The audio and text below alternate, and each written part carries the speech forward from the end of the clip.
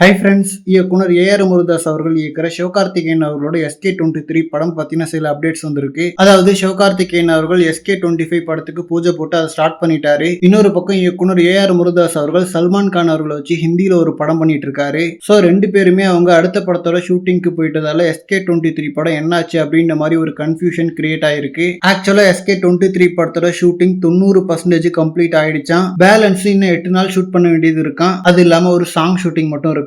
So ரெண்டு பேருக்கும் கிடைக்க போற பிரேக்ல அந்த ஷூட்டிங்கை பிளான் பண்ணிருக்காங்களாம். அண்ட் பொங்கலுக்கு படத்தோட ஃபர்ஸ்ட் லுக் டைட்டில் அனௌன்ஸ்மெண்ட் வரப்போகுதான். சோ SK23 அமரனுக்கு அப்புறம் ரிலீஸ் ஆக போற படம்ன்றதால ஒரு மிகப்பெரிய எதிர்பார்ப்பு இருக்கு. ஏன்னா அமரன் படம் 300 கோடி பாக்ஸ் ஆபீஸ்ல அடிக்குன்னு சொல்லிட்டு யாருமே எதிர்பார்க்கல. இப்போ அதனால SK23யும் பெரிய நம்பர்ஸ் கொண்டு வரணும் அப்படின்ற மாதிரி ஒரு எக்ஸ்பெக்டேஷன் இருக்கு. அண்ட் தர்பார் தோல்விக்கு அப்புறம் ஏஆர் முருகதாஸ் அவர்கள் ஒரு மிகப்பெரிய பிரேக் எடுத்துட்டு ஒரு கம்பேக் கொடுக்கணும் அப்படின்னு சொல்லிட்டு தான் SK23 ஸ்டார்ட் பண்ணாரு. பட் ஆனா கரெக்டா இந்த நேரத்துல சல்மான் கான் அவர்களும் பட வாய்ப்பு கொடுக்க இந்த படத்துக்கு நடுவுலயே அந்த படத்தோட ஷூட்டும் ஸ்டார்ட் ஆகி போயிட்டு இருக்கு. சோ சங்கர் அவர்கள் கேம் சேஞ்சர் அண்ட் இந்தியன் 2 ஒரே நேரத்துல பண்ண மாதிரி ஏஆர் முருகதாஸ் அவர்களும் ஒரே நேரத்துல இந்த ரெண்டு படத்தை பண்ணிட்டு இருக்காரு. சோ இதனால குவாலிட்டியில எந்த குறையும் இல்லாம இருந்தா சரி. ஏன்னா இந்தியன் 2 எப்படி இருந்துச்சுன்னு சொல்லிட்டு நாமளே பார்த்தோம். சோ ரெண்டு படத்தையும் ஒரே நேரத்துல பண்றான்னு சொல்லிட்டு சொதப்பிடாம SK23ல ஒரு தரமான கம்பேக்க கொடுத்தாருன்னா நல்லா இருக்கும். ஓகே ஃப்ரெண்ட்ஸ், SK23 டைட்டில் என்னவா இருக்க போகுது அப்படின்றத வெயிட் பண்ணி பார்க்கலாம். அண்ட் இந்த மாதிரி ஹாட்டான கோலிவுட் அப்டேட்ஸ்க்கு நம்ம மணி மூவி பஸ் சேனலை சப்ஸ்கிரைப் பண்ணுங்க.